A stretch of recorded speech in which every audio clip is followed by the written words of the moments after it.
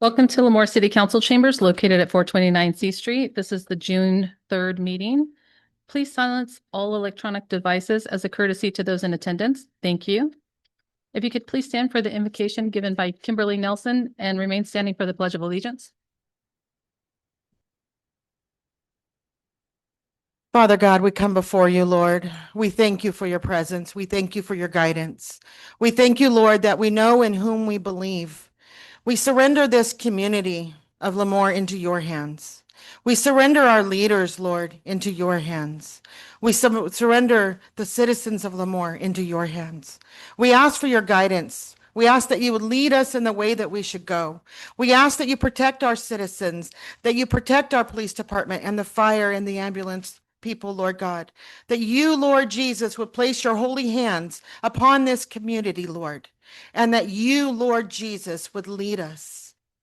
Lord God, thank you for all that are sitting in this room. Thank you for our leaders and our Madam Mayor. We worship you and we surrender this time into your hands in Jesus' name. Amen. Salute. I pledge allegiance to the flag of the United States of America and to the republic for which it stands, one nation, under God, indivisible, with liberty and justice for all.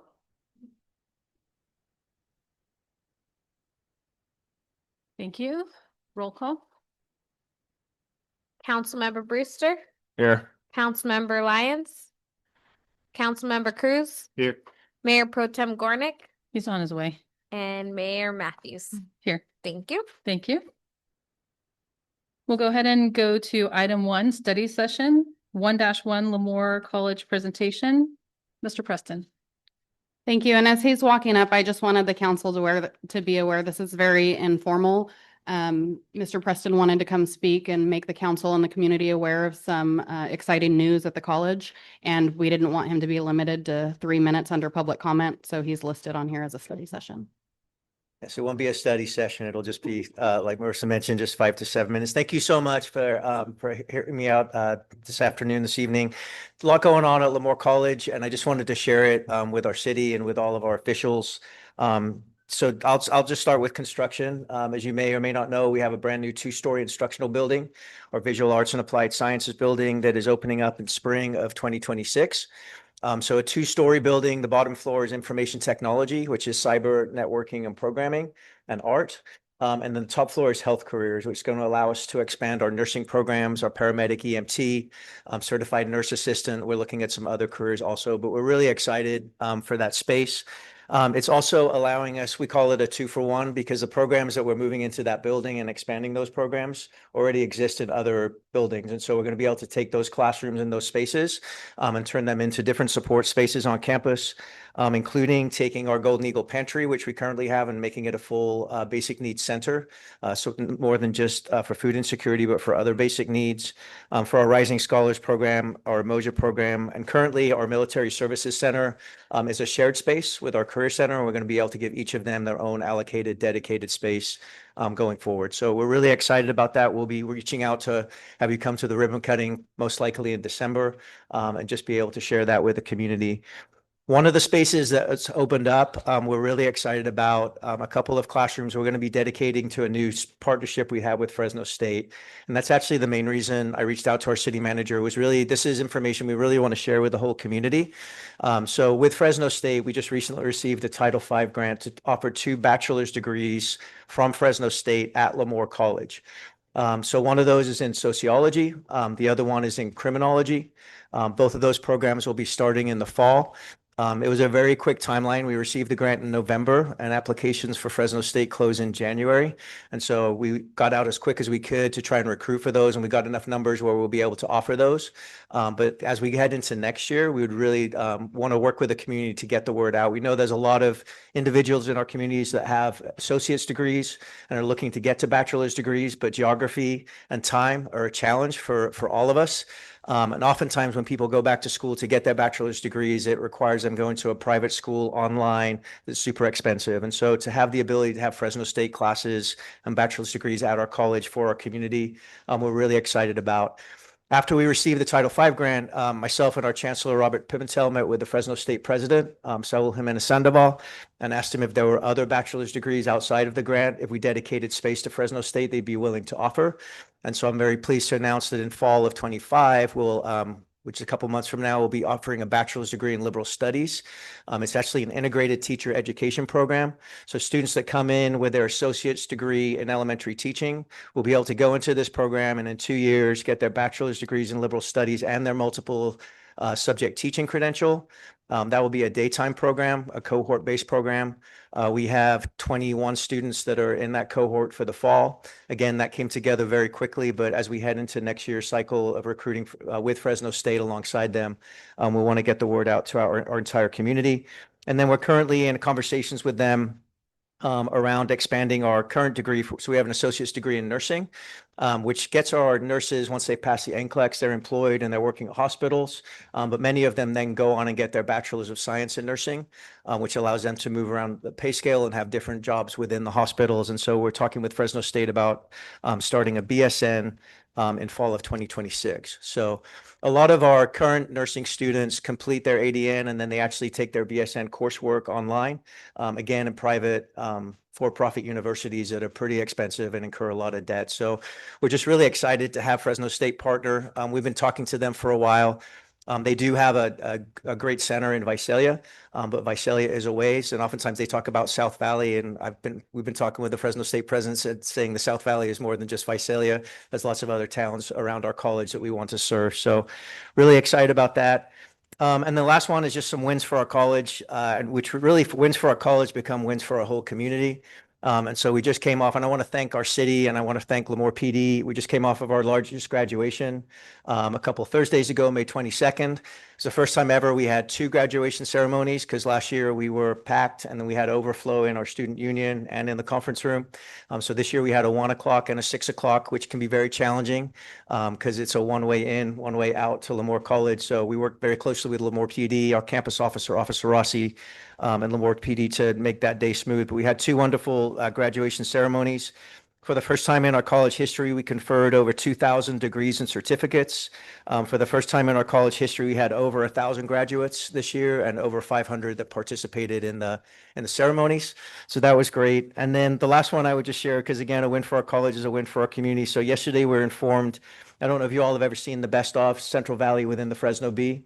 So Lemoore College last year got Best College and University, the gold, and this year got Best Trade and Technical School, which is really building on our awards from the past and showing that we're more than just transfer degree programs. We've really built up our career technical education offerings, certificate programs, industrial automation, culinary hospitality, areas where students can come in for a semester or 2, get some skills, and then we can get them into the workforce. And that's something we've been working really hard on the last few years. And so we were pleased to get that recognition, but it brings recognition to the city of Lemoore too. So those are just a few updates. They're more than 3 minutes, but not quite a study session.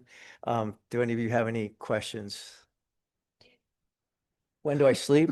From like 9:45 every night till about 5:02 in the morning. Yes, but thank you. Any Yeah, we're questions from busy. council? I have a question. Yes, sir. Sport wise, are we going to ever grow into like football, baseball, all that stuff?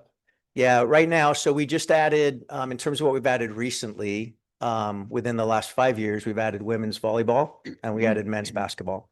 So that currently puts us at 6 sports. We're probably going to add women's wrestling in the spring. It's the fastest growing sport in the CCC2A, which is California Community Yeah, College Athletic Association.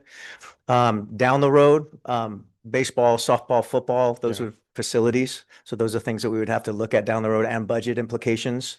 And those would have to be partnerships, based on our facilities master plan, they have to be partnerships with the city. So we won't rule it out, but it's not currently on the books. I would tell you that would love you all to come and check out Lemoore College Athletics. So we've got some great teams that next year we're really, really excited about, and good entertainment for the family. So yeah, I encourage you all to come out. Beautiful. Good. Any other questions? Any other questions or comments from the public?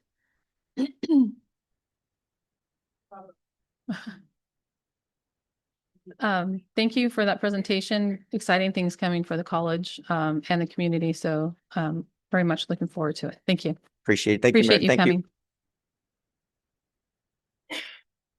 Our next item is public comment. Public comment will be in accordance with the attached policy. This time is reserved for members of the audience to address the city council on items of interest that are not on the agenda and are within the subject matter jurisdiction of the council. It is recommended that speakers limit their comments to 3 minutes each, and it is requested that no comments be made during this period on items that are on the agenda. The council is prohibited by law from taking any action on matters discussed that are not on the agenda. Prior to addressing the council, any handouts for council will be provided to the city clerk for distribution to the council and appropriate staff. The public will have an opportunity to comment on items on the agenda once the item has been called and the mayor opens the item to the public. Is there any public comment at this time? Ms. Daly? Oh, Mr. Wong? Yes. I bring some sad news to Lemoore. The grand jury has been relocated out of the building 2 doors down. They have shifted us over to Hanford. We are now located between the county fire admin building and the health area. So we are over there now. So somewhat sadness. Do you know how long you're going to be over there for? Oh, the address? How long you're going to be in Hanford for? Will you come back or no? No, the library is taking over the entire building. So Gotcha. that's the, I guess, plan. So we will not be coming back. Gotcha. So- Thank you. Sorry. Ms. Daly? Hello, I'm Caroline Daly, 295 West Burwood Lane here in Lemoore. I'm here to let you know that June is Alzheimer and Brain Awareness Month, and the color for that is purple. So if you see me anytime during June, you will see me wearing purple, which I wear a lot. But anyway, I gave you a piece of it's the 2024 stats, and if you could look at that. So I just want to let you know and be aware of that. And I'm leaving Saturday to go to Washington, DC as an advocate. I've been for several years an advocate in public policy. So we're going to go talk to our congressmen we're from all over the United States that we meet there. And I'm very excited to be invited to come again. Thank you for your time. Do Thank you have any you. questions? Any questions? We can't really ask questions during this time, but Thank you. thank you. Any other public comment?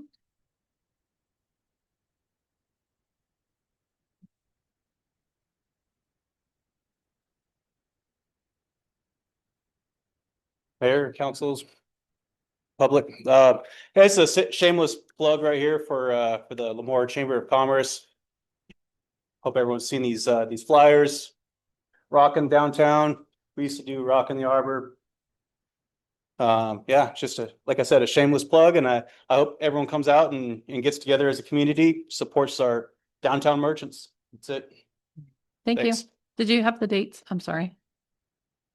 Yeah, thank you.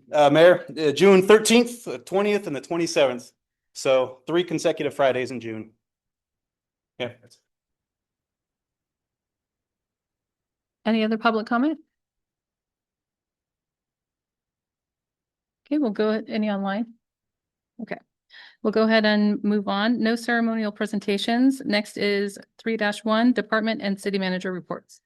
Thank you. I do have a few, so I just want the community to be aware that Tractor Supply is on schedule to open at the end of the month.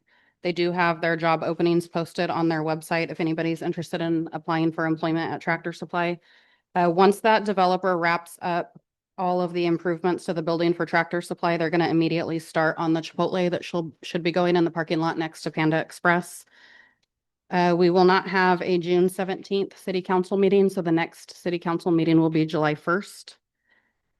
We received a grant from PG&E for Breakfast with Santa in the amount of $3,000. And we're going to be running a summer lunch program with KCAO, which is funded by the state. So that program will run June 9th to August 8th in the rec center from 11 a.m. to 12 p.m. So children ages 0 to 18, or I guess through 18, can come in to get a free lunch. And they do have to be eaten there. That is one of the rules by the state. So they can't just pick it up and leave. They do have to stay and eat. We also need community volunteers to help with the lunches. So there'll be like a sack lunch. So it's not food handling, but it's helping to record how many kids come through and also hand out the lunches. So if anybody's interested in volunteering from 11 to 12, the program will run Monday through Friday from June 9th through August 8th. You can contact the city and we can get you signed up to help. And then the chief has an update.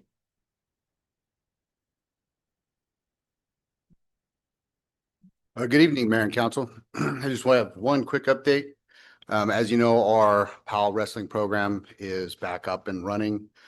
With the schools getting out for summer, we are putting together a wrestling camp in partnership with Lemoore College and their college wrestlers. They're going to come out with us and put on a 2-day camp, open to all ages, and it's free for any of those interested in signing their kids up to participate.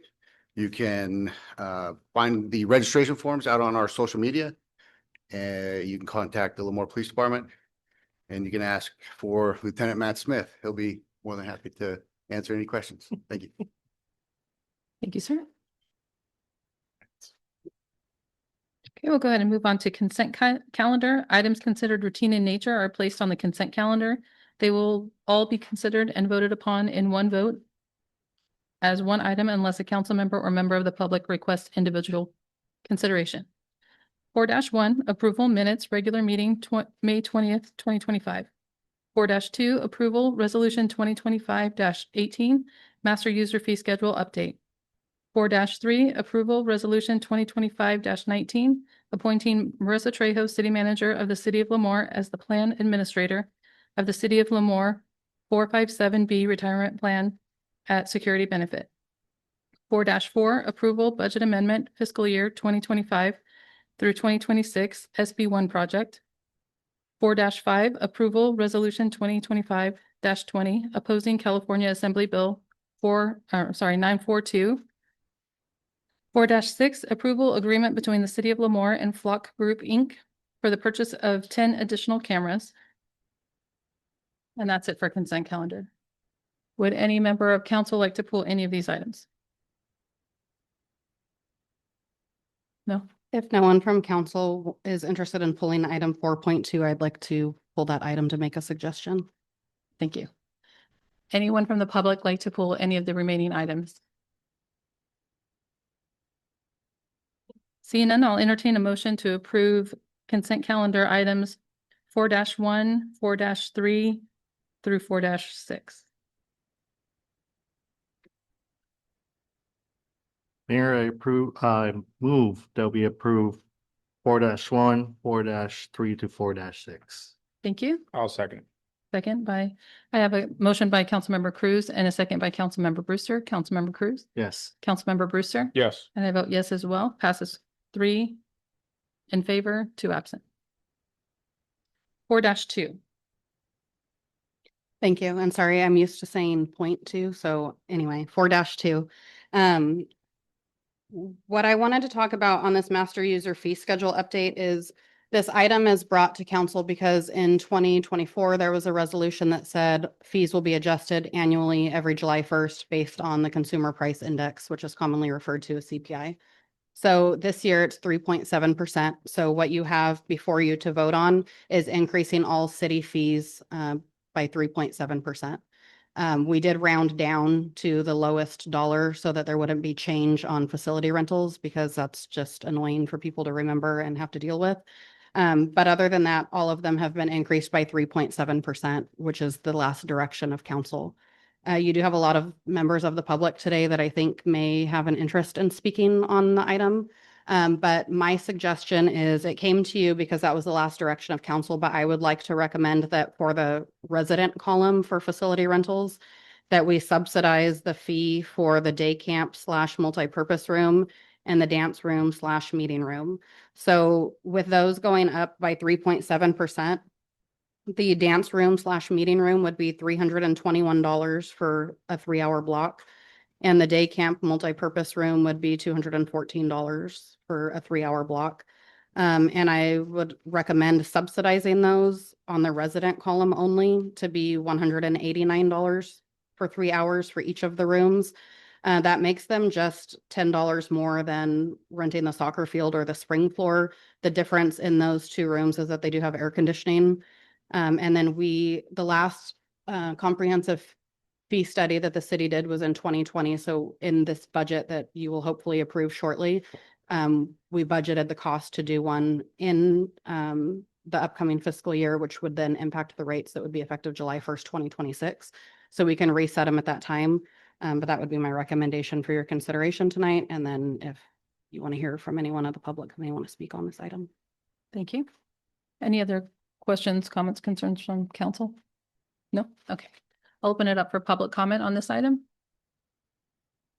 Go ahead. You can come up to the microphone.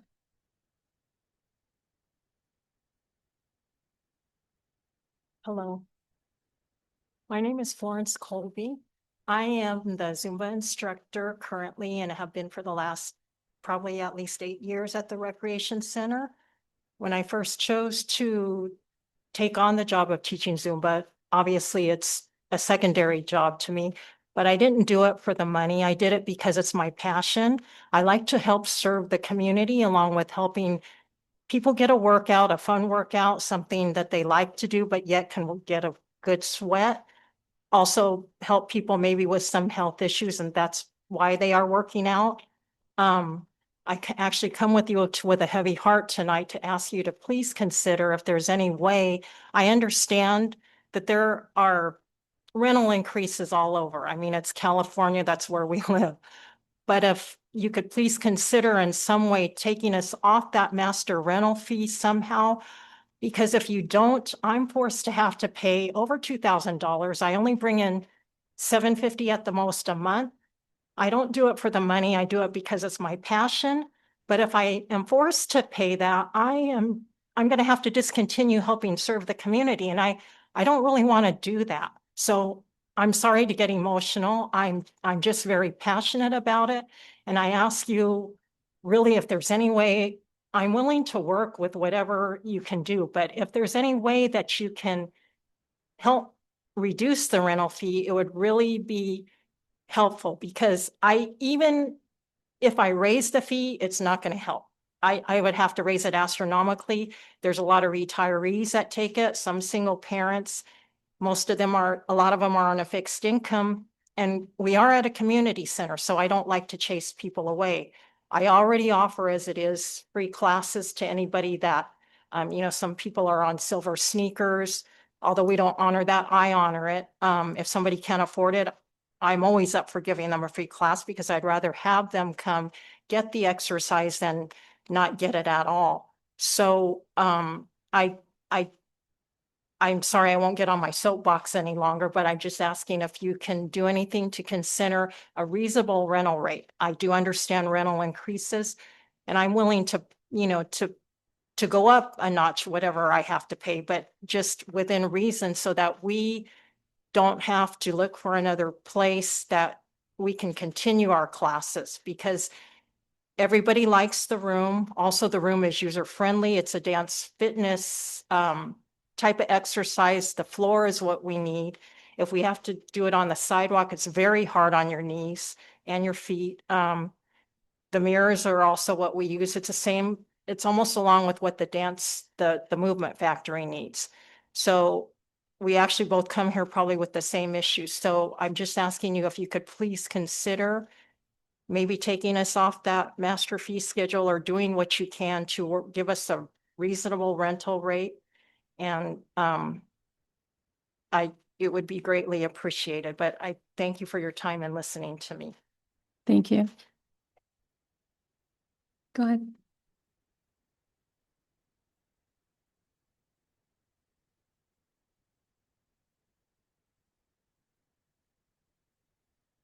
Shorty.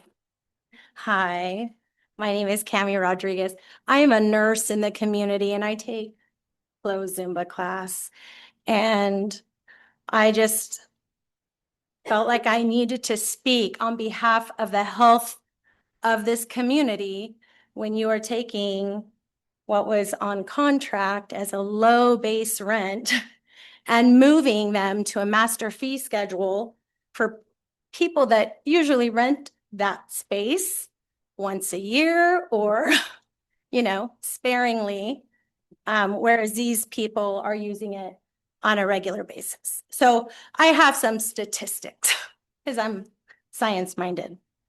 So I don't know if you know what health disparities are. That's a term in healthcare. It talks about preventable health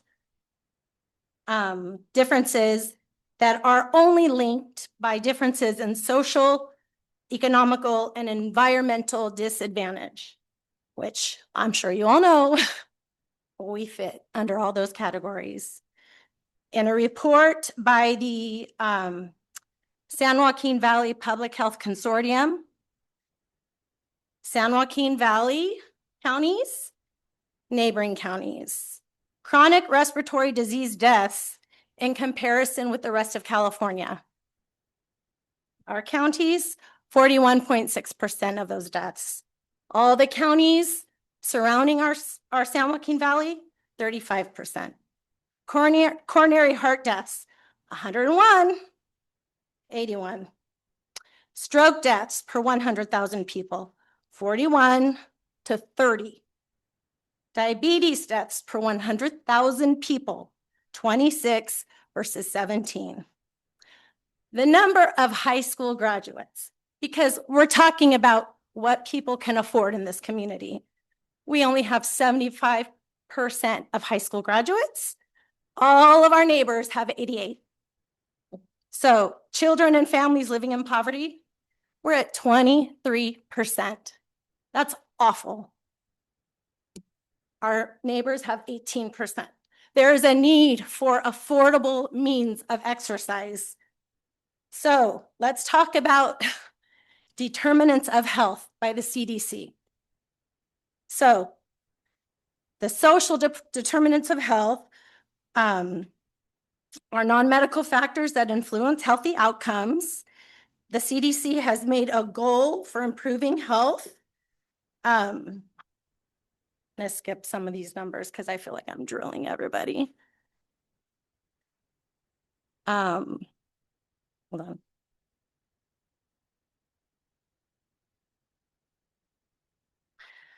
No, I do need to say this, sorry. Healthy People 2030. Have all of you heard of that? You're community leaders. Do you know what Healthy People 2030 is? That is given to us by the CDC. These are goals for communities to improve their people's health. In turn, it will increase people's workability in your community. It will increase the happiness and mental health of members of your community, all the way down to children. So why can't people exercise outside in Lemoore? Well, we already know we have got a lot of asthma, right? We already know that our weather's terrible in the summer. We have 110 days per year on average that are over 90 degrees. That's too hot for our seniors and for young children to be outside. Our crime is 10% over the national average. 10%. People don't want their kids exercising outside if they don't need to be. It's not safe right now.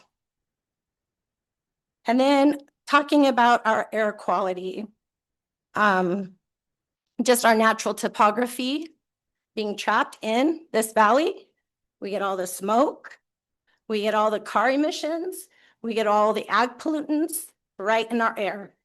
People need indoor places to exercise. So I'm going to tell you this. I know I'm going on and on. I Sorry. just need you to wrap it up because I the know. time is done. I want to say, I was going to say something about the Harvard School of Medicine, what they prescribe for exercise. But I will say this.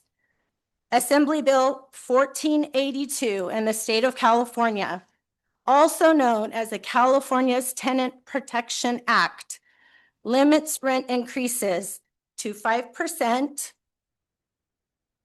plus the index that you referred to, or 10%, whichever is lower. There should not be a loophole for this city. You should honor these people's contracts. They are at least good until October, right? But I would hope that you would put your city's health first. You are our leaders. Think about the health of your community. Think about why you have those hourly fees. They are not necessary for people that rent that place out on a regular basis. All right, thank you. Thank you.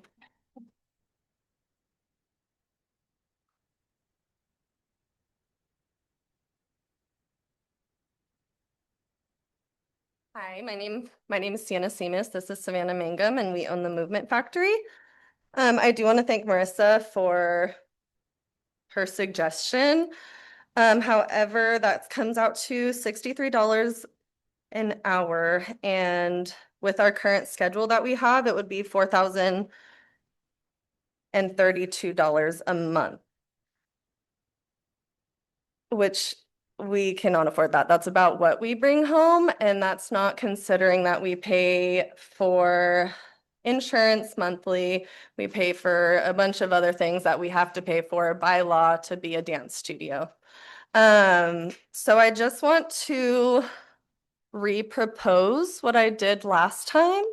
One option that we want to propose is removing the dance studio from general public rental for one-time events like birthday parties, while still allowing it to be used by local businesses and city-supported programs. I know a lot of the times that there is testing in there for city things and for the police department, and we have accommodated that by moving our classes elsewhere for that time, and we have no problem doing that.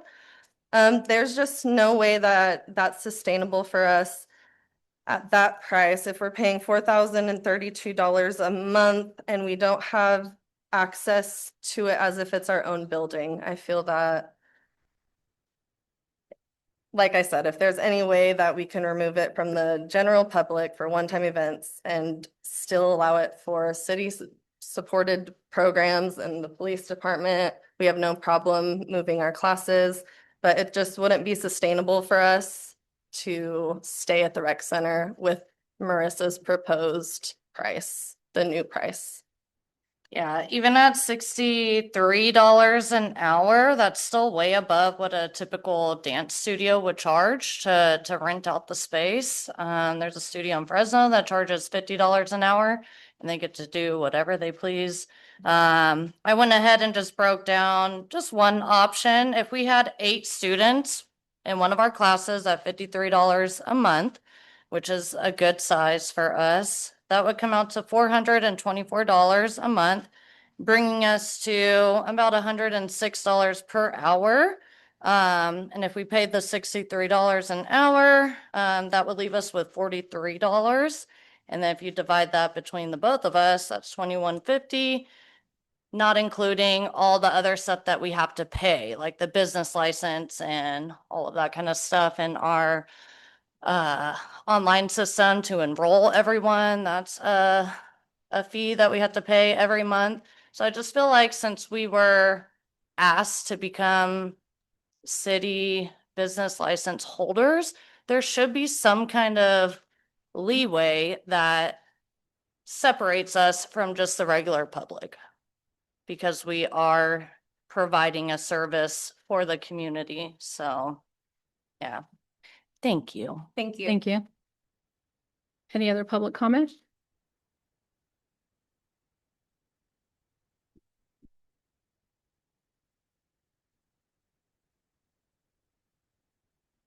Hello. I just wanna, in support of Flo's request to the city, I just wanna say that Flo has been providing service to our community, which has really been, I mean, it's really priceless, you know, but she, even during COVID, I want to say, when she says that she's passionate, she's truly passionate. When everything shut down for COVID, she continued to provide service to us virtually out of her home. So I just want to say, she's a true gem to us, and I just want to support her. Thank you. Thank you. Everyone's clapping for your entrance, Mr. Hornick. Any other public comment? Any other comments from council? I have questions now. Go ahead. Christina, stop me if I start going too far, okay? She's turning on her mic. Yeah, I know. So I will. at what point I understand the master fee schedule and all that stuff, at what point do we get to where it's gifting of public funds when it comes to different types of scenarios for renting this building out? Because the way I'm understanding it is we have for-profit businesses operating out of a Parks and Rec building, correct? Correct. So if we were to subsidize for-profit businesses rent with taxpayer money, where's the fine line at there? Do we have to? No, that's not really a simple question. No, I know, because we're getting, confronted here on all this stuff.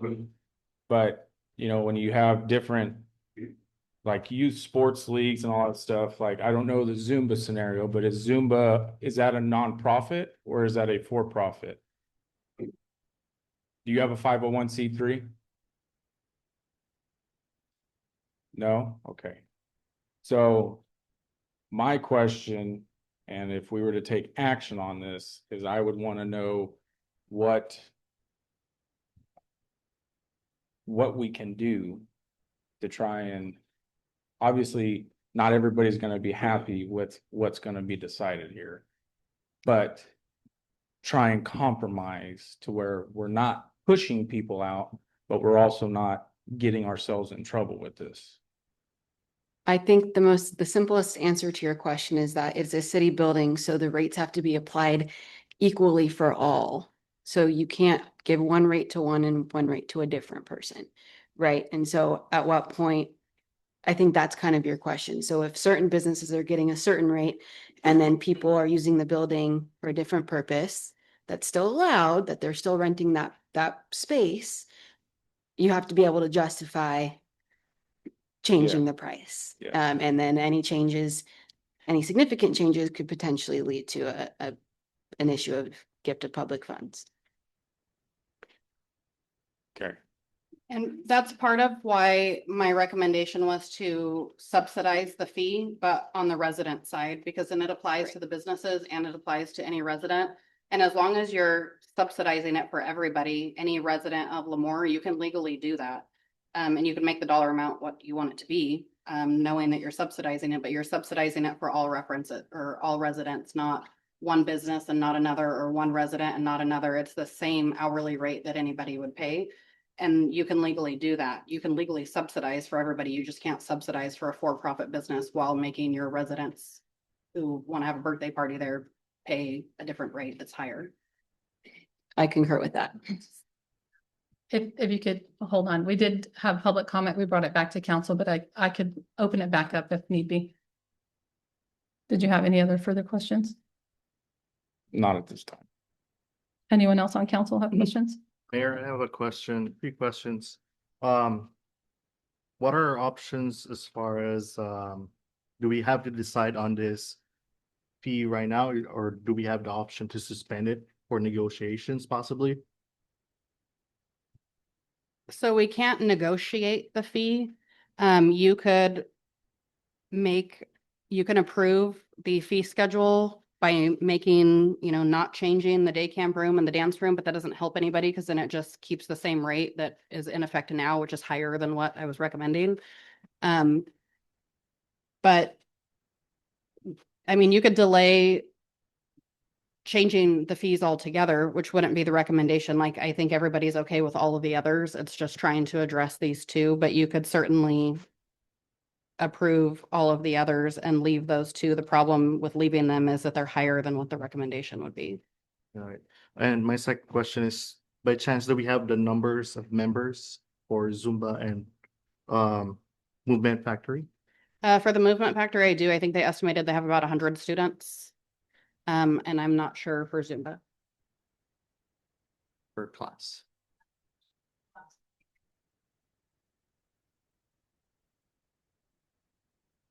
That's all I.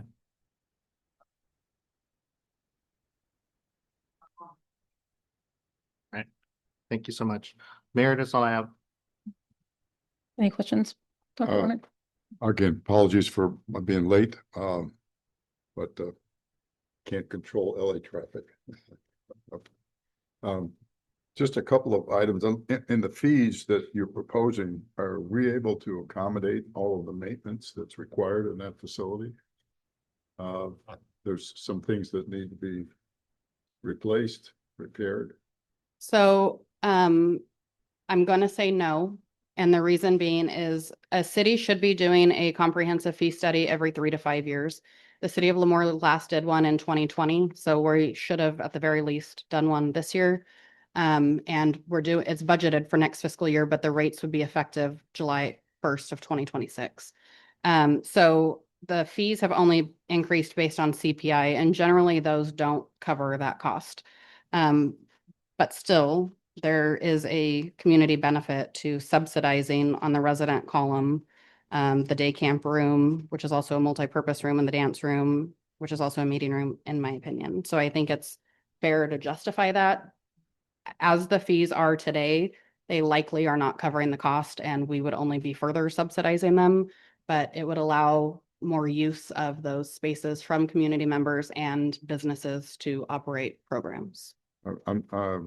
I agree. I'm not arguing the fact that it's a benefit for us to provide that activity. I'm not arguing that there is a benefit to provide that activity. What I'm concerned about is, like a lot of facilities, whether it be this building or whatever, there's maintenance and upkeep, and either we allow for some of that in the fees, or do we have a special line item in the budget that addresses that repair and replacement for that particular facility? We do have a maintenance line item, but again, what we budget for maintenance in that facility should be recouped through the fees. That's part of how the fees are made up. So when we have a consultant come in and do a comprehensive fee study, the city can't charge what it costs to operate whatever it is that we're processing. So they do a time study of the hourly weighted cost of the employee, which includes benefits and how many minutes it takes them to process something, or how much cleaning supply is used, how long it takes them to clean the building, the cost of air conditioning, the cost of water, the cost of using the public restroom facilities and replacing toilet paper and all of those things.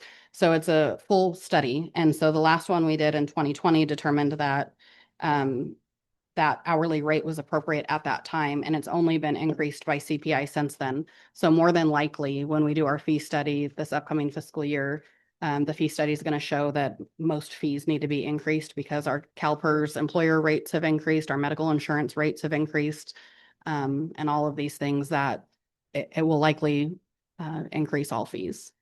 I don't have any problem with that. I guess my concern is there's capital improvements that need to occur there, and sometimes you can't handle those just with a fee. And for the citizens to continually use it, there's some significant costs that we may have to incur to replace equipment or fans or whatever that be unreasonable for a fee structure to recover all that. And so I'd just like to see something in a line item in the budget that addresses capital improvements for that facility at some point, if not this year, in future years. Anything else from council? Not right now.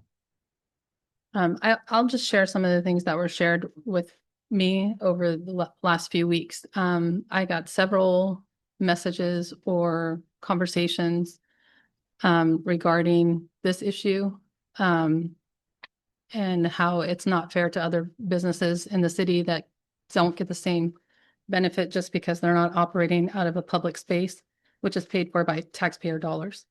And I could agree with some of what they were saying. I would get, text messages on when I can rent the auto shop for $5 an hour, since that's what the city's doing. It's concerning that narrative is out in the public. It's not just a commercial facility. It's a facility that's ran by public money. So I think that's what we need to make sure that we all understand is that to subsidize a for-profit business, it gets murky. There are legal issues there. And I know that our city manager has met with all of the contractors to try to come to a solution. I've heard some of the things that she's thrown out there. I think they're excellent ideas and ways that the for-profit businesses could give back to the community. Because in my opinion, every business in Lemoore has a community benefit.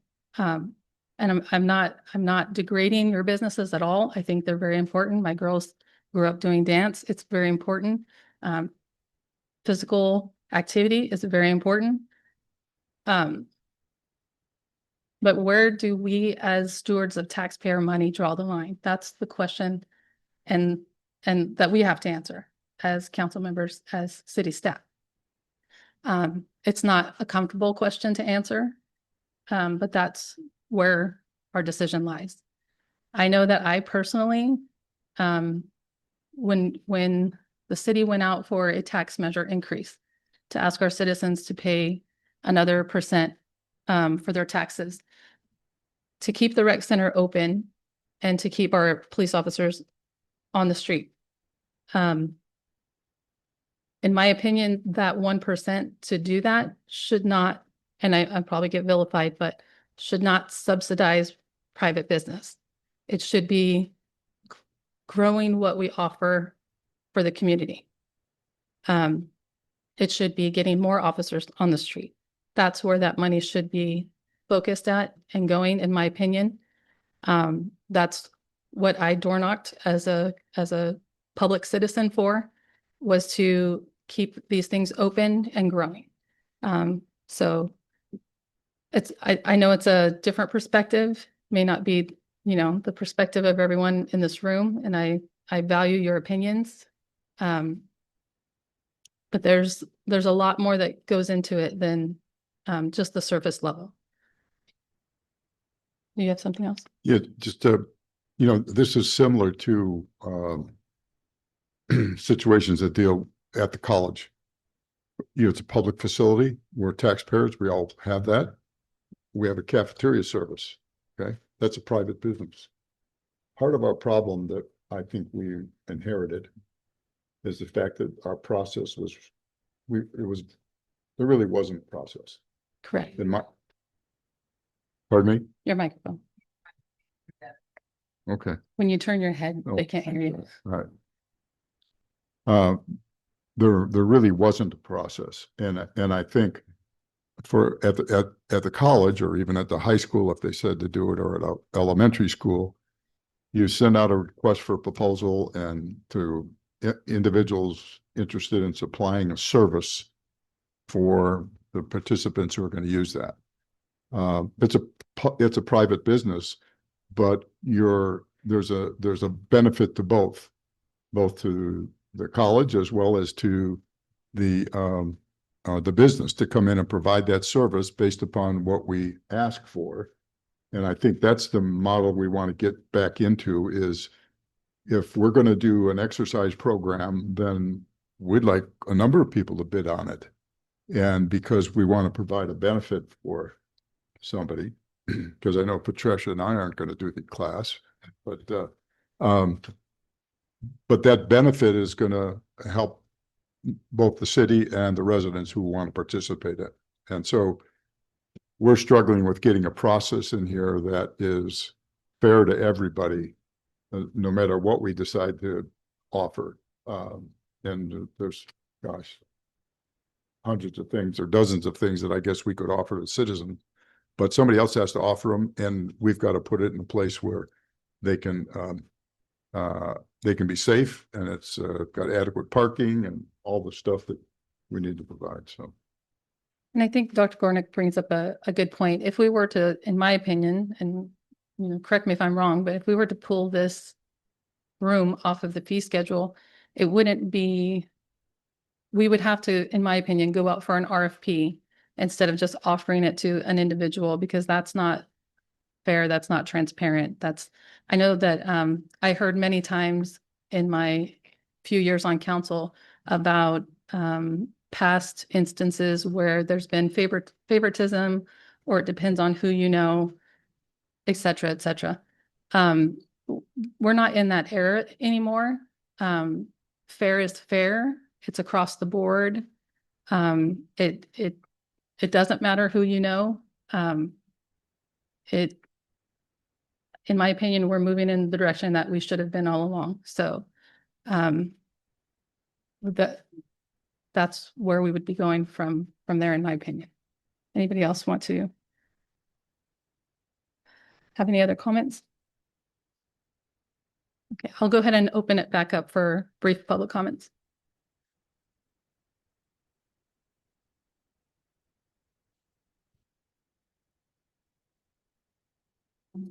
Unless you have the money to hire people to teach these courses, you are not providing any public health for your people. Once they get into their adult years, yes, there are gyms that they can join. I just told you the health disparities and the amount of poverty in our area, and you're wanting to send people elsewhere. My daughter lives in Santa Barbara. They have one of the most healthy climates of people, because guess what?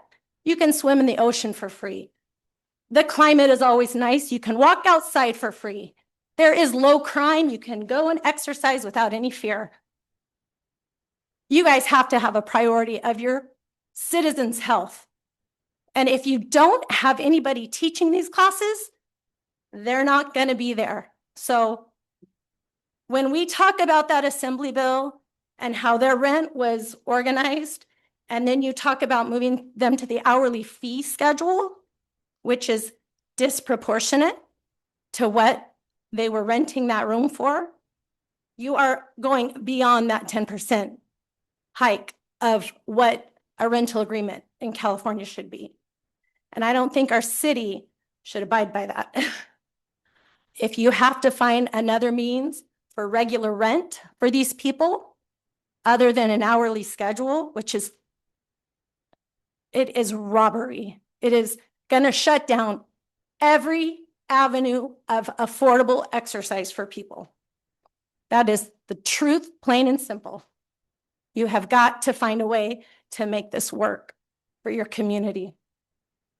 Where are we going with our health? We're driving people's health down the toilet.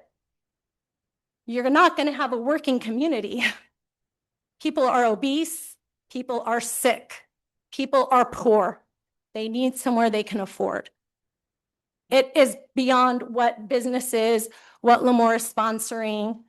It is not about that. Find a better way of long-term rent than an hourly fee schedule.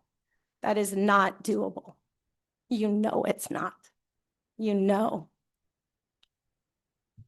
Thank you.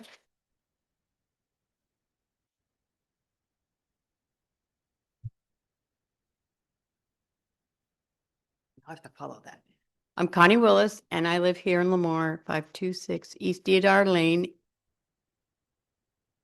In my mind, I'm thinking, are these the only two wonderful programs that are renting?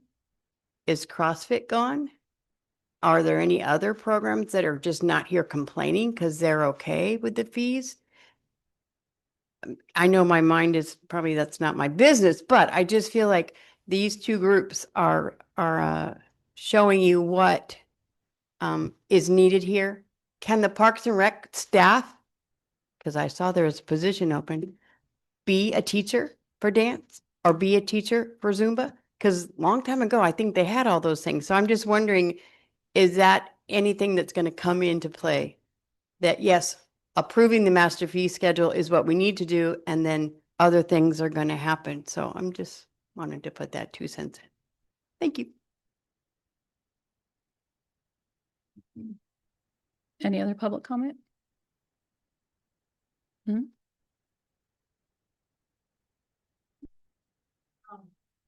wanted to say, I don't even know if this will help, but I didn't, when I first started this, like I said, I did it because I wanted to help and I like it.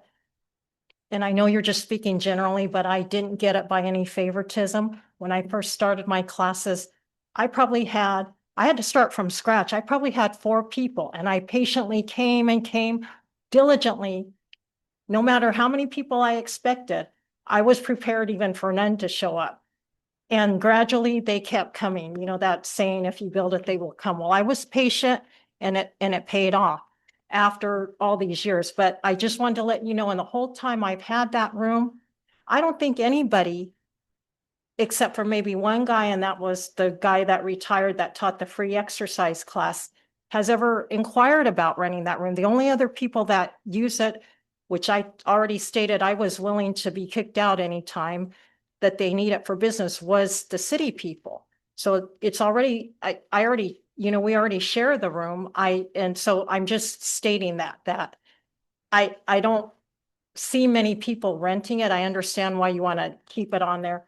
And I'm not going to get on my soapbox any longer. I do understand the rental increase fees and I'm willing to work with that. I just wonder if there's if you can just find another solution. I get what you're saying. And the other thing is, I'm not trying to rip anybody off by getting a free rental fee. Like you said, some of the people say, when can I rent an auto mechanic shop for $5? Well, that's not how we chose to come to the rec center. And we didn't have the fees were figured out. I don't know how they were figured out, but these were approached to us when they made us full contractors.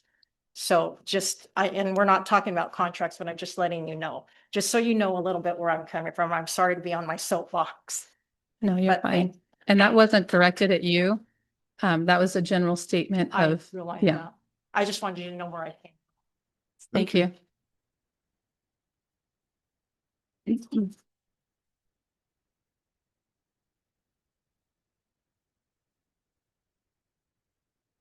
Any other public comment? I'll go ahead and bring it back to council for action.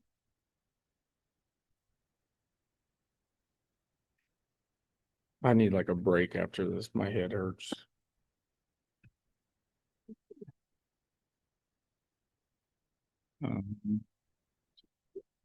Yeah, 4-2.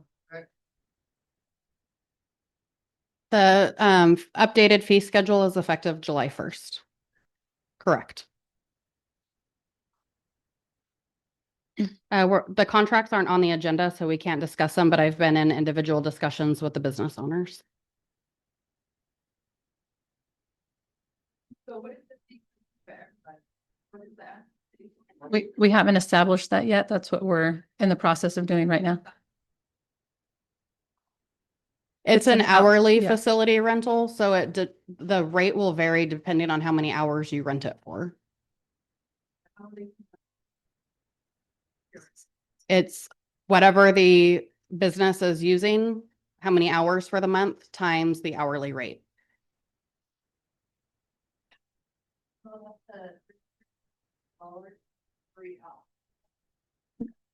We're going to go ahead and bring the focus back to the action.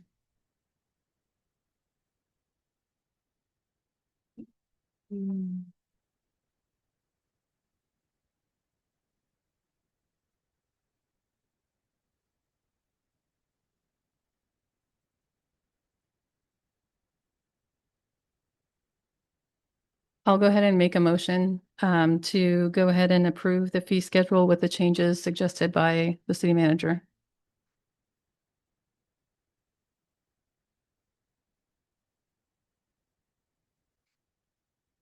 You made your motion already, but I was going to say something. Oh, you can make a substitute motion. I'll second it so we can get them. Yeah, go ahead, go ahead, go ahead. You guys may have, I'm sorry again, you may have already talked about this, but does, all of the current, tenants, will be using this new fee structure? Correct. All of now my mic's not on. For all of the hourly facility rentals, yes. Are all of our facilities on an hourly basis? No. So the master fee schedule has a list of the items within the rec center that are available for public rental. That is you can rent the entire facility. You can rent the kitchen. You can rent indoor soccer fields, the basketball courts, the day camp / multipurpose room, the dance room / meeting room, and the spring floor. Okay. Those are the ones that are just hourly. Those are the hourly facility rentals. Let's say if I wanted to open up a pizza place and I came to you and said, I want to rent the kitchen. I would say I would have to talk to council if they are interested in renting out that space, and then we'd have to do an RFP or an RFQ to determine who else may want to rent it, and then bring back a recommendation to council of who the best candidate would be. So, and would it be on an hourly basis or a monthly rental or, I guess what I'm getting at is, do we have the flexibility? with You would the have fee? to remove it from the fee schedule. You'd have to remove it from the master fee schedule in order to negotiate exclusively. Okay. Could we give you that authority? For the kitchen specifically? Well, no, for any of them. really. No, you'd have to remove it tonight. So part of the issue is, and the reason why that wasn't my recommendation, just to be fully transparent, is so the dance room is also a meeting room. So we use it, not a lot, but the city uses it for testing, for pre-employment tests for all positions. We hosted a state cannabis meeting there. We use it for various things. Ultimately, what I would like to be able to do in the future is bring back some type of a summer day camp that went away years ago that we no longer have for the community. At that point, we would need the dance room and the day camp room, but that's not what's currently happening. But if we removed the dance room from the master user fee schedule, then we have two groups that are interested in using it. Zumba, who was in there first, and the Movement Factory. And we'd only be able to negotiate with one because it would become an exclusive use. And that wouldn't even really be the right process. The right process would be to do an RFP to see who wants to rent the facility and award it to the best one, and they would pay a monthly rent. And then one of them loses out, and then nobody else could use it either. We wouldn't be able to use it for testing or for meetings. We wouldn't be able to bring back the summer day camp.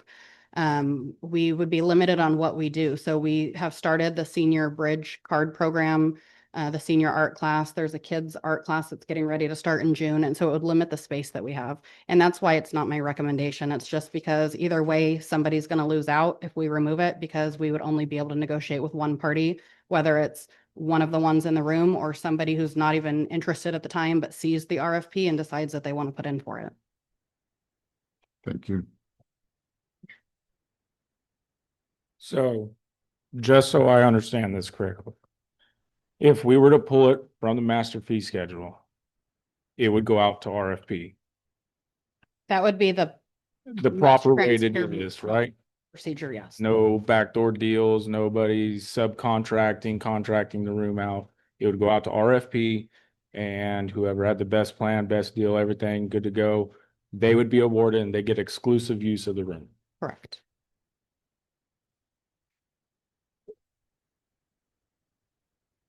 And so that's why my recommendation is to subsidize the resident rate. It applies to the two businesses that are present. It applies to, Dr. Gornick, if he wants to rent it for a birthday party. It applies to any resident who lives here. You can set that rate to be whatever you want it to be. And it can subsidize a for-profit business as long as that fee is subsidizing everybody. It's just, it can't subsidize a for-profit business only, because then we run into a gift of public funds. That fee, even at $321, like I said, for the dance room for 3 hours, it's not covering the cost that it takes us to maintain that space. But you can subsidize it to make it any dollar amount you want it to be. That's lower than that. You can't raise it from the $321, but you could make it lower. So these fees or the schedule is going to be reviewed again when? So this schedule would go into effect July 1st of 2025. And then we would have the comprehensive fee study done sometime likely in the spring of 2026, with a recommended fee schedule to be effective July 1st of 2026. Okay. Well.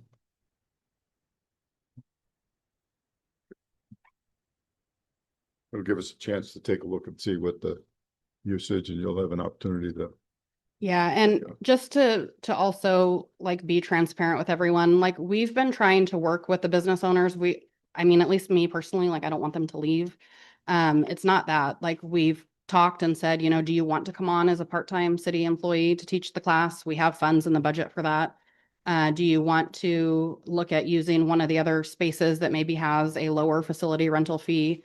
Do you want to do some community donations to offset the rent? And so hypothetically say, based on the number of hours you were going to rent it, you were going to rent it, your rent was going to be $2,000 a month, but you're willing to offer one free class, or, you know, put on this community event, or you're going to offer scholarships that equal this dollar amount, then we can take that $2,000 and say you give $500 in scholarships, then your balance would be $1,500. And then if you do a free class and you figure you could fit 20 people in there and you charge $30 a class, then we'll offset whatever that amount is. So we've been trying to work with everyone, but their rent is based on, it's an hourly facility rental. So their rent starting price is based on the master user fee schedule. And it should have always been. And unfortunately it wasn't. And so that's why we're in the situation that we're in.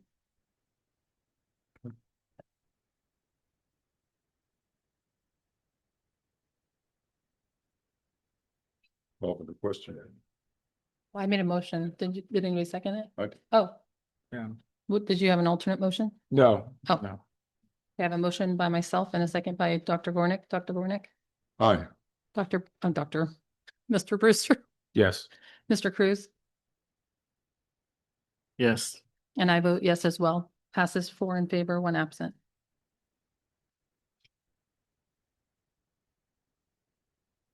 We'll move on to item 5, public hearing, 5-1, public hearing resolution 2025-21, adopting the budget for fiscal year July 1, 2025 to June 30th, 2026, providing for the appropriation and expenditure of all the sums set forth in said budget, providing for the transfers and additional appropriations, and repealing all resolutions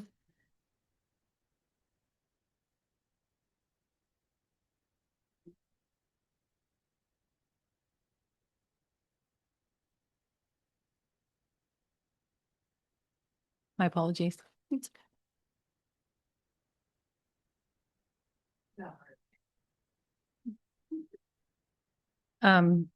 Let me see, providing for the appropriation and expenditures of all sums set forth in said budget, providing for the transfers and additional appropriations, and repealing all resolutions and parts of resolutions in conflict herewith. It says Trejo, but I'm sure you're Yes, presenting. it should have my name on the staff report. I apologize. So good evening, council, staff, and community. I am Jocelyn Valdez, the finance director for the city of Lemoore. Tonight, we're here for the approval of the resolution 2025-21 to adopt the operating budget for our fiscal year 25-26. So we currently have been doing 5 budget workshops leading up to our budget adoption. Our workshops 1 through 3 reviewed specific areas of our budget, being revenue, personnel, and our operating expenditures. Our workshop 4 was the first draft of the full budget presented to council, and tonight we are looking at the recommended budget for next year. The proposed citywide budget totals 49.6 million in revenue and 61.4 million in expenditures, and reflects our continued commitment to fiscal responsibility, operational efficiency, and the delivery of high-quality public services. This budget has been developed with input from all departments, guided by council priorities, community needs, and a focus on long-term sustainability.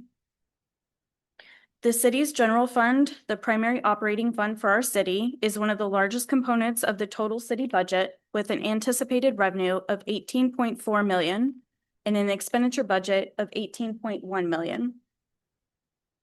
For the fiscal year 25-26, the general fund budget as presented is structurally balanced, meaning that our annual ongoing operational expenses are expected to be less than our ongoing annual anticipated revenue.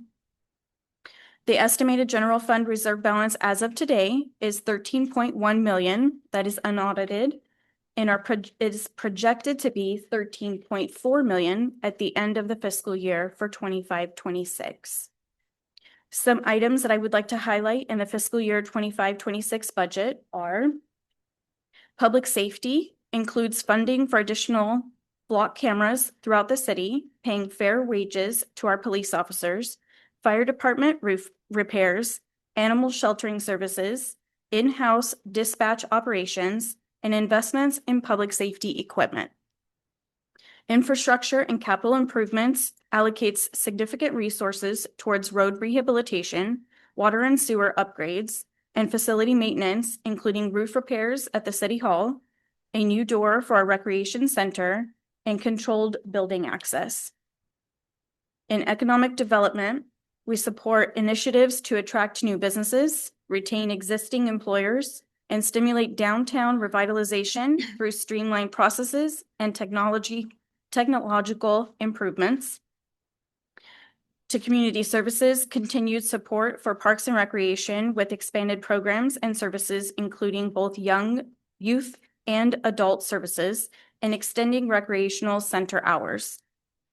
For financial stewardship, maintaining healthy reserves and adhering to fund balance policies while ensuring compliance with all state and federal mandates.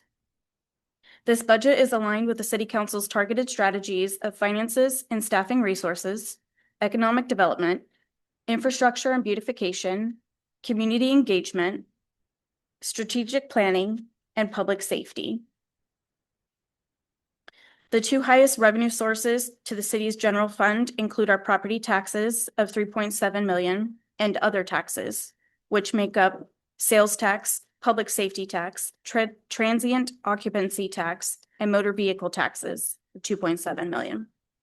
With other taxes is the revenue from the Measure S 1% transaction tax that was passed by Lemoore voters in November of 2024 and went into effect April 1st of 25.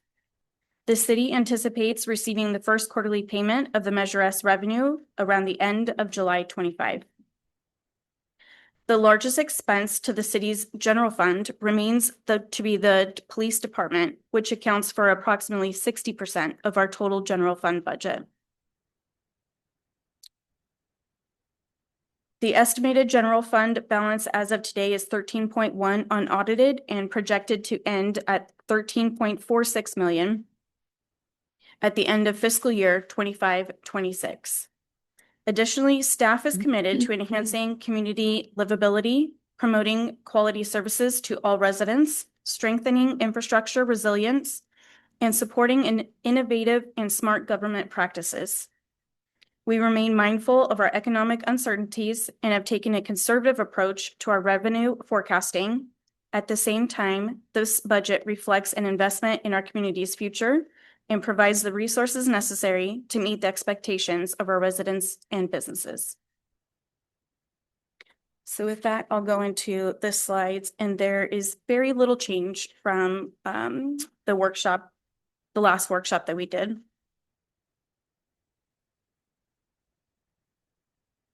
So you can go to the next one, Marissa, for the general fund. Looking at 2025, there are no changes here, still showing a $33,000 shortfall at the end of the fiscal year. And that could always change. There's always things that don't end up happening by the end of the year. We could hopefully net out to zero. At fiscal 26, the only changes that were made here were the negotiated items for our bargaining units for PD, health insurance coverages, a 2% COLA across the board, and we moved 2 truck leases from our building inspectors to the wastewater fund. So with that, our personnel increased by $559,000 and our operating expenses increased $18,000. So we are still at a positive balance of 316,000 at the end of fiscal 26. Our revenues did not change from our last workshop.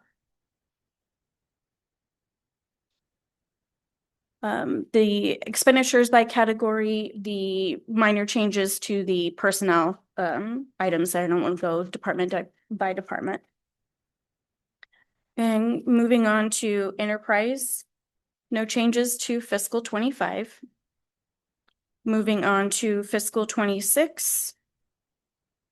Water, there was no changes. The only change was made again to the wastewater department, moving the leases from general fund into wastewater. Go to the next one, Marissa. So that just changed their bottom line net difference to a negative 5.5. Refuse, we made no changes to. And fleet, we made no changes.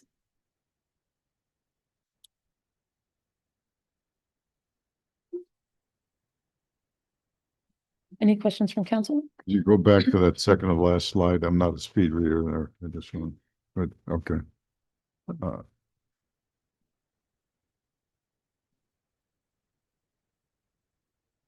Yeah, that's them.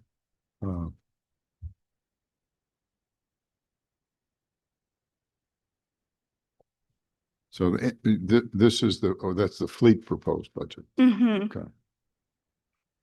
And the fleet comprises our police and Fleet is just our fleet mechanics. We have 2 staff members in the fleet department, a fleet coordinator, and then a fleet mechanic. okay, so that's personnel cost. Okay. Thank you. Any other questions from council? Oops, sorry. Any other questions from council? Any questions from the public on the budget? I don't have a question. I just want to point out that this is Jocelyn's first year doing this budget on her own, and she's done a really great job presenting at the council meetings and putting everything together, making really nice slides so it's easy for everybody to understand. And this is the very first time that she's had to do it. So I just want to publicly acknowledge her for that. Thank you. Good job, John. Yeah, good job. First budget in the black. So now, you know, that's the history. You got to stay there now. That's huge. Yeah. And not only that, but we have no questions. The public has no questions, so it was presented very well, very thorough. Thank you. Yeah. Thank you for that. Thank you. Lots of pictures. Can you put the action on there? On staff report. So we word it correctly. I'll entertain a motion for the approval of resolution 2025-21 to adopt the operating budget for fiscal year 2025 through 2026. I'll make the motion. I have a motion by Councilmember Brewster, Mayor, I second the motion. second by Councilmember Cruz. Councilmember Brewster, Yes. Councilmember Cruz, Yes. Mayor Pro Tem Gornick, Yes. and I vote yes as well. Passes 4 in favor. Thank you. Thank you. Now moving on to new business. Item 6-1, report and recommendation, Salvation Army Board representation. Marissa, are you doing this or?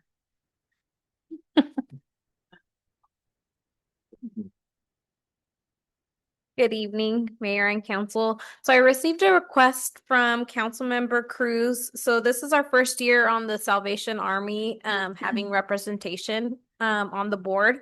So Councilmember Cruz has attended a couple of meetings and he found that they aren't very informative or beneficial to have a city representation on there. So he is requesting removal of city representation from the Salvation Army Board. So that's what this item is, to receive direction from council if we want to move forward with the removal. And if Mr. Councilmember Cruz wants to add anything to that, he can. Oh. Yeah, Mayor, if you don't mind. Yeah, so I did attend quite a few meetings of for their advisory board. They were looking to expand their services to Lemoore, but I did not see that. The conversation surrounded more on building their rapport in the community. And that's why I made the recommendation of if we have the consent calendar so that they can participate in parades and whatnot. Because I think that's where they would benefit the most. Unfortunately, at this time, I do not see the value of council representation in their advisory board. Any questions or comments from council? Any questions or comments from the public? See none, I'll bring it back. Mayor, I move that we withdraw from the Salvation Army's advisory board. I have a motion by Councilmember Cruz, I'll second.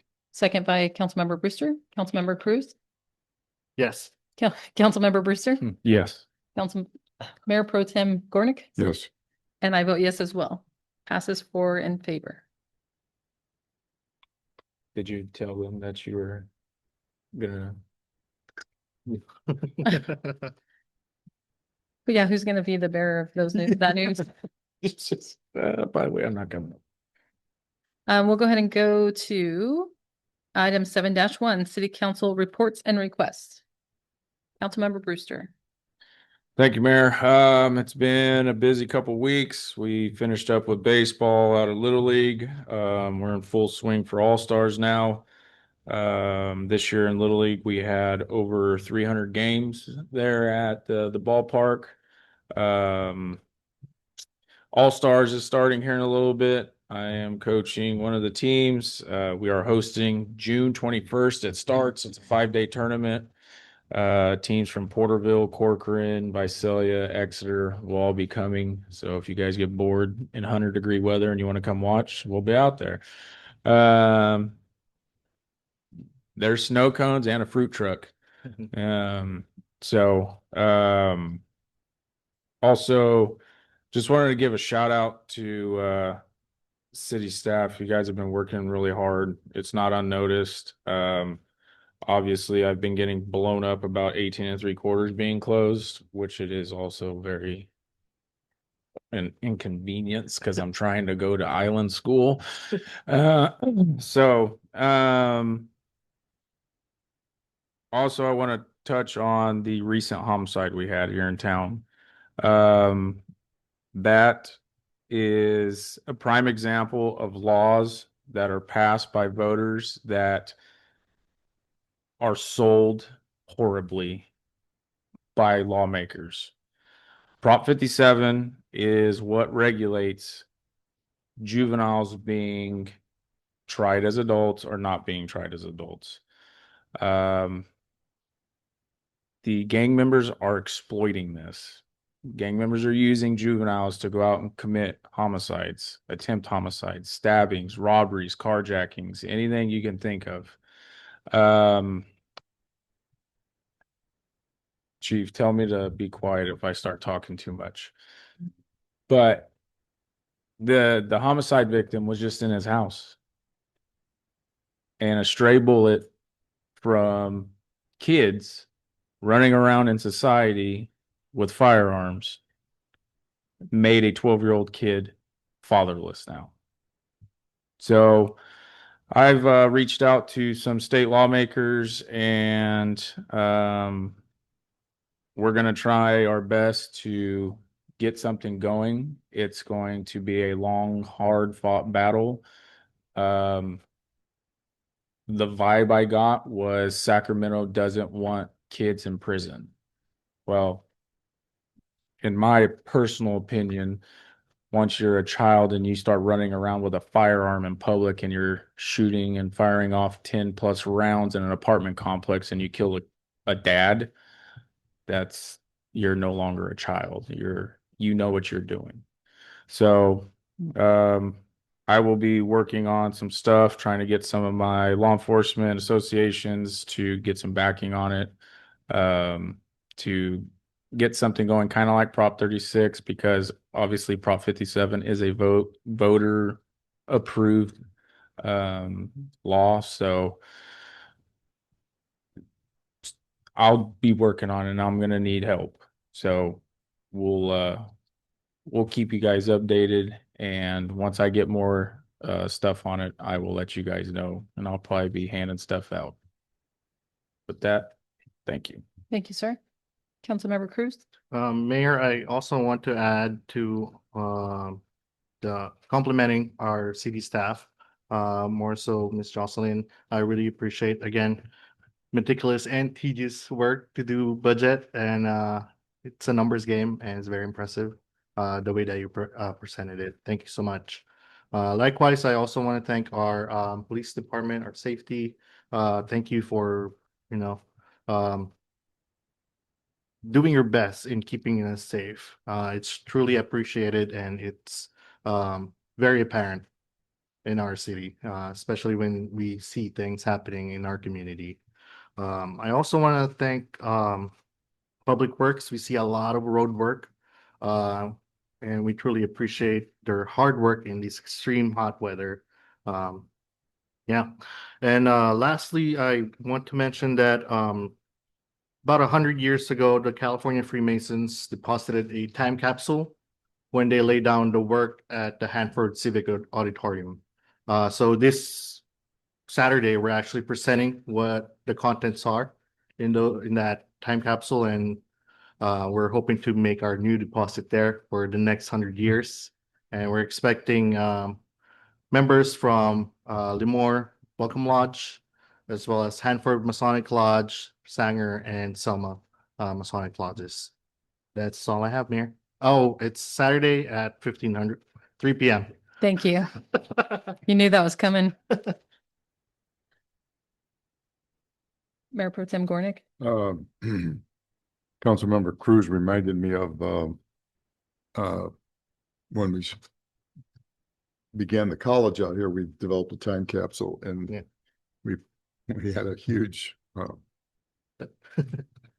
tube, filled with stuff, and everybody kept. I remember one of the things that we put in there was a fax machine. Wow. That's a big tube. Yeah. Oh, it was a huge tube. And I think either next year or college is going to be 25 years. So kind of interesting. I again like to thank all particularly the police and city staff, those working on the budget, those working in public service. Good job. I like to get a follow-up on some of the discussion we had the last time on dealing with the resolutions concerning ag, the ordinances, if we could get a follow-up as to where you want to go with that, Chief, and what we can do to kind of resolve that issue. That'd be good. Doesn't have to be next meeting, but sometime soon. Any updates on the GSA front? South 14? Well, water's flowing as of June. So the only other update on the GSA front is that all of the GSAs are basically, I don't want to say in limbo, but we're still just waiting on the state to take a look at our plans. And the board was appreciative of our resolution, which one of the board members, did we send that out to the other cities? I noticed we got something from Avenel about what they did. Did we send anything out to the other cities about what we did? I believe that we did. We did? Yes. Okay. I know I talked to council members from Hanford about it as well. Good. That's it. Thank you, sir. Thank you. I'll try to keep this brief. Not really. I did attend the Acres Volunteer Appreciation kind of like breakfast / performance. It was pretty cool. We had a jazz band that performed for us as well. I attended the KCAO board meeting. They're concerned about funding with the federal and state budgets kind of up in the air right now. Not sure where that's going to land, but they are continuing to operate all of their programs currently. I did also attend a mayor's immigration meeting. The focus is to get the correct information out on what is and isn't happening in regards to immigration in California. That's a continuing meeting every couple of months.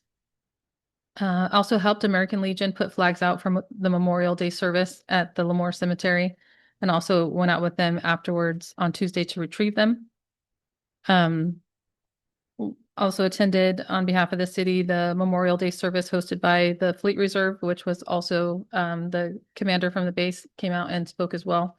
I believe this was his third year coming out to speak, so we very much appreciate him coming out to do that. I attended my first CalCog virtual meeting as an alternate, still getting acquainted with that board. I think it's like KCAG, but on the state level, so I'm still familiarizing myself with that. LAFCO, we just had a meeting last week. We appointed a new alternate public member. Other than that, just talked about budget and upcoming things with Cal LAFCO. KCAG, which is Kings County Association of Government. Just budgetary stuff. It is budget season all around. But they did, Caltrans did mention that the SB1 program awards were going to be announced. I forgot to put the month on here, but I believe it's, I'm trying to remember, and I left that one in the car. I think it's next month that those will be announced. So, looking forward to hear that. KCAPTA/CART adopted the new budget, talked about where we are with the new transit center. It's still on track to open, and the grand opening is slated for December 13th. Lots of dignitaries were invited. We'll see who shows up, but the invites went out. So I also attended the Kings Lions Family Night, which was a nice meeting with those members of that service group to talk about what's going on in our city and where we're heading. It was great feedback from them as well. Also attended the Cal Cities golf tournament with Councilmember Brewster. I forgot. Well, not with him. He was on another team, but it was really hot, and our city attorney was out there as a whole sponsor. We all sweat a lot, I think. The chief was there. I'm pretty sure that our team won. I think the team that said they won lied because they were in front of us. So I'm just going to say that right there. This morning, I attended the South San Joaquin Valley Air Pollution Control District CAC meeting. Everything there is business as usual, trying to keep funding for some of the voluntary incentive programs that they have to help us clean up the air with all the vehicle type things, the fireplace replacement, several things that they have also potentially in danger of not receiving funding. But the Air Pollution Control District is looking for other ways to fund those things just because of the benefits. So they're continuing to work towards that. As the CAC last month, we decided to draft a letter to CARB talking about the importance of having, because I think I reported last meeting that they were talking about pulling out of the CAC. They currently report there once a month to give an update. They said that they didn't see a benefit to them to be at that meeting. We reminded them that the benefit wasn't for them. It was for those of us at the CAC that represent different industries, cities, ag, and also environmental. Because we go back to our stakeholders and disseminate that information to those that we represent. So the benefit really lies in that communication. So we did draft a letter. It was set to be sent this morning, but right before the meeting, I guess one of the directors at CARB, Mr. Cliff, reached out to the Air Board. I am the chair of that committee. He didn't reach out to me. He reached out to the chair of the Air Board to try to schedule a meeting before that letter went out to the chair of CARB. That was this morning at 10 a.m. I still haven't received a phone call. I will wait for a few days to try to let that process happen. If not, the CARB CAC did give direction, just as council gives direction. The only thing I would do is maybe change some of the wording in that letter if that conversation were to happen, but the letter is still going to go forward to CARB. stating the importance of CARB being present at those meetings and answering questions that we have. So we'll move forward with that. And I also want to thank Councilmember Brewster for jumping on. I know, so this is probably the only time it's going to happen, sir. No, I'm kidding.